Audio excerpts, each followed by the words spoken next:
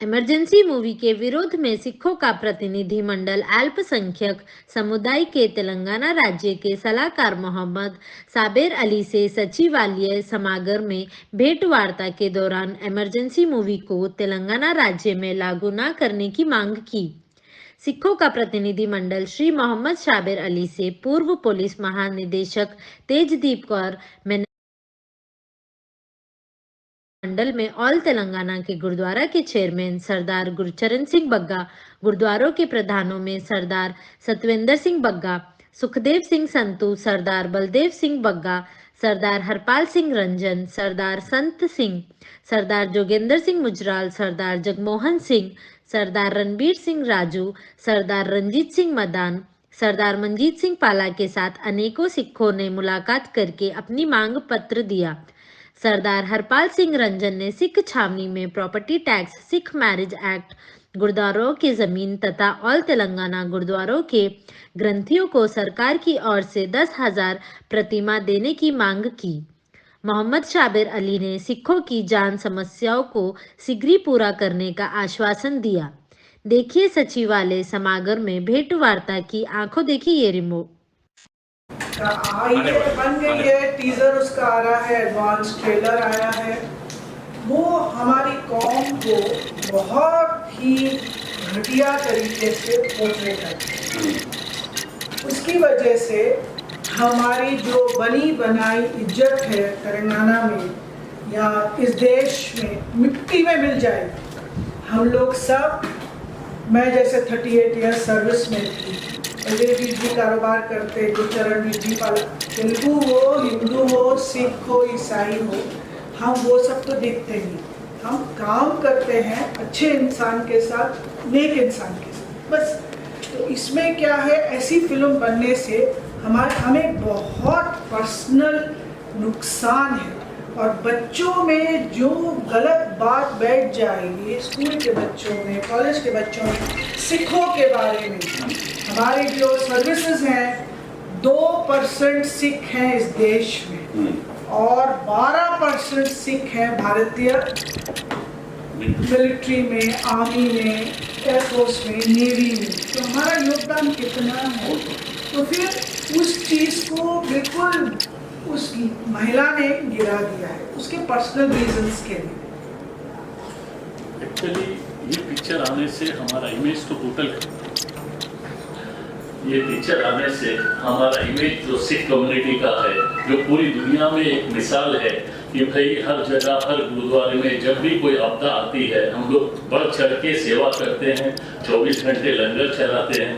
ये सब चीज़ें इसके अंदर इस तरीके से प्रोड्यूस किया गया है सिखों को कि वो टेररिस्ट है, चुन चुन के दूसरे कम्युनिटी वालों को बसों से उतार के मार रहे हैं। अगर ये पिक्चर रिलीज होगी अपने तेलंगाना में तो यहाँ पर जो हम लोगों का इमेज है वो सब खराब होगा। ये आपसे पर्सनल रिक्वेस्ट है कि किसी भी हालत में ये पिक्चर को ना रिलीज किया जाए। इसमें खासकर कांग्रेस गवर्नमेंट ने इंदिरा जी के ऊपर भी बहुत मतलब नेगेटिव चीज बताई गई है, इंदिरा गांधी जी ऊपर भी, इसको उठाया जाए। ये आपसे एक पर्सनल निवेदन है। दूसरा हमारा जो माननीय जनाब शबीर अली साहब, जैसा आज पूरे शहर के, पूरे तेलंगाना के गुरुद्वारे के नुमाइंदे यहाँ पर आए हैं और सरकार को ये गुजारिश कर रहे हैं, जो चलचित्र बनी है इमरजेंसी कंगना राउत, इसमें सिखों को एक बदनाम करने की बहुत बड़ी साजिश की गई है। इससे पहले भी जब किसान आंदोलन हुआ हरियाणा में, जो पूरे देश के किसान वहाँ जमा हुए थे, उसमें भी इस कंगना राउत जी ने बलात्कारी, आतंकवादी ऐसे नाम लेके सिखों को बदनाम करने की पूरी कोशिश की है। अगर आप इतिहास देखें, सिखों का जो योगदान है, जैसा बहन जी ने अभी बताया, 2% हम हिंदुस्तान की आबादी है, लेकिन इस मुल्क को आज़ाद करने में 80% हमारा योगदान रहा है। ये हमारे आंकड़े नहीं हैं, भारत सरकार के आंकड़े हैं। 121 फांसी पे चढ़े, जिसमें 93 सिख थे। 2848 उम्र कैद हुए, जिसमें 2147 सिख कौम के थे। 1300 जलियांवाला बाग में शहीद हुए, जिसमें 800 सिख थे। इतनी बड़ी कुर्बानी देके अगर सिखों को गलत राय में पेश किया जाए कि ये आतंकवादी हैं, अतवादी हैं, तो बहुत ये मंदभागी, दुर्भागी घटना होगी।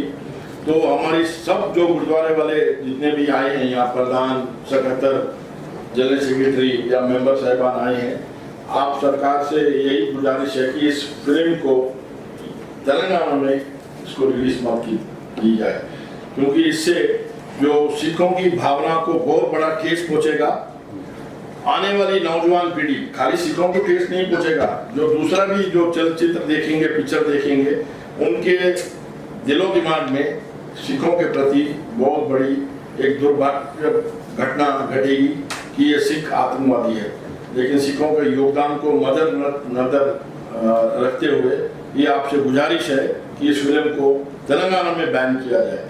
कोशिश ये की जाए कि हिंदुस्तान में कोई राज्य में ये फिल्म रिलीज ही ना हो, लेकिन तेलंगाना में क्योंकि आप हैं, आपका रुतबा है, आपकी पहुंच है, तो इसको यहाँ पर बैन किया जाए, ये हमारी गुजारिश है। एक बात है, जब से हमारे बच्चों को पता चला कि हम आपके पास आ रहे हैं, तो उन लोगों ने ये कहा कि मैडम जी आप जाके बोलना कि हम हर चीज करने को रेडी है, भूख हड़ताल, मर जाएंगे, कट जाएंगे फिल्म रिलीज नहीं होने। तो उनका काफी जोर है इस हमारे ऊपर कि हम ये फिल्म को कैसे भी आप तक ये बात पहुंचा कर रोकें। आज तेलंगाना सिख ब्रदरी के एक डेलीगेशन, जिसके डेलीगेशन के सदर मोहतरमा तेजदीप कौर, फॉर्मर IPS ऑफिसर के क़यादत में तेलंगाना गुरुद्वारा के जिम्मेदार लोगों के साथ मीटिंग हुई। उसमें उनको मुतालिबा था कि जो सिनेमा इमरजेंसी जिसके अंदर हमारे सिख ब्रदरी का जो देश की आज़ादी के रोल के अगेंस्ट उनको टेररिस्ट या फिर देशद्रोही के नाम पे जो फिल्म में बताया जा रहा है, उसको तेलंगाना में वो फिल्म को बैन करना चाहिए, ये एक मुतालिबा था। उसके बाद पेंडिंग मुतालिबात उनके बहुत सारे हैं। गुरुद्वारे को ज़मीन का मसला था, पहले अलाट किया गया, लेकिन वो FTL में गया। उसके लिए मैंने कलेक्टर साहब से और 30 दिन और भी हम कलेक्टर रंगारेड्डी से बात करके कहेंगे 1 हफ्ते के अंदर कहीं अच्छी सी ज़मीन हो जिसमें ये कोई प्रॉब्लम ना हो। तो उन्होंने कहा कि मैडम और उनके डेलीगेशन के साथ मिल बैठकर मैं ज़मीन का अलॉटमेंट करता हूँ। कलेक्टर ने अभी हमको एश्योरेंस दी है। और एक भी आपको मुतालिबा है कि नवंबर में गुरु नानक जयंती के दिन चीफ मिनिस्टर साहब नुमाइश ग्राउंड में, एग्जीबिशन ग्राउंड में वहाँ आकर हमारे और जैसे माइनॉरिटी फाइनेंशियल कॉरपोरेशन है, क्रिश्चियंस के लिए, मुसलमानों के लिए, सिखों के लिए भी बनाने का वादा किया था। और साथ ही साथ जैसा इमाम मौज़न तो ऑनरेरियम है, ऑनरेरियम भी हमारे गुरुद्वारे के अंदर जो खिदमत करने वाले रागी ग्रंथी जो है, उन लोगों के लिए भी financial assistance for the honorarium, उनकी खिदमत के लिए उनके ज़िम्मे कोई सैलरी विलरी नहीं, ऑनरेरियम कैसा हो, क्योंकि वो रेस्पेक्टेबल होते हैं, वो मज़हब की खिदमत करते हैं, वो गुरुद्वारे की खिदमत करते हैं, लिहाजा उनकी हाउस उनको देने के लिए भी वो भी ये मीटिंग में डिसाइड किया जाएगा। पहले हम 5000 का था, लेकिन मैनिफेस्टो में हमने अप टू 10,000 बोले हैं। अब उनका भी अनाउंस नहीं हुआ। ये मीटिंग में 3-4 चीज़ें हल हो गई। उसमें माइनॉरिटीज़, मुस्लिम माइनॉरिटीज़, क्रिश्चियन माइनॉरिटीज़ और सिख माइनॉरिटीज़ के ऊपर भी डिस्कशन होगा। उसके साथ साथ जैन माइनॉरिटीज़ भी है। तो जितने माइनॉरिटीज़ में आते हैं सबके वेलफेयर के लिए, उनके नौजवानों को कॉरपोरेशन के ज़रिए लोन्स वगैरह, ट्रक्स या जो भी उनको ज़रूरत है, जो स्कीम्स है, स्कॉलरशिप्स है, ओवरसीज स्कॉलरशिप्स है, दे रहे हैं उसमें। और भी जो भी आपके मसाइल मुझे दिए गए हैं, गवर्नमेंट उस पर सीरियस गौर करेगी और उसके बाद हम ऑफिशियल रिव्यू भी करेंगे और मैडम को भी उस रिव्यू में बुलाएंगे। और अब आज के बाद से थोड़ा काम स्पीड हम करने का हम एश्योरेंस दे रहे हैं। बहुत खुशी हुई कि पूरे तेलंगाना के सिख ब्रदर्स यहाँ पर आए और अपने मसाइल को रखे और हमारी बात सुनी, उनकी बात हमने सुनी। धन्यवाद सर। बहुत से अल्पसंख्यकों को जो समुदाय है उनको ये जानकारी नहीं है कि हमारी सरकार से क्या क्या बेनिफिट, क्या क्या सुविधाएं उनको दी जाती हैं।